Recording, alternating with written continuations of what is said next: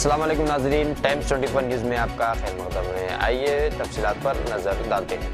कुतपुरा circle, task force south zone और civil supplies officials 2 team होके यहाँ गाजी मिल्लक कॉलोनी चंद्रायन गुट्टा पे एक घर पे 100 क्विंटल स्टोर करे सो है, इलीगली स्टोर करके ट्रांसपोर्ट कर रहे सो है। यहाँ पे लोकल पब्लिक से ख़रीद के पूरा यहाँ पे स्टोर करके रखे। ये वासिक बोल के पर्सन को हम लोग 6A केस बुक करे सो है, पुलिस स्टेशन को भी भिजा रहे, क्रिमिनल केस पे बुक कर रहे सो है।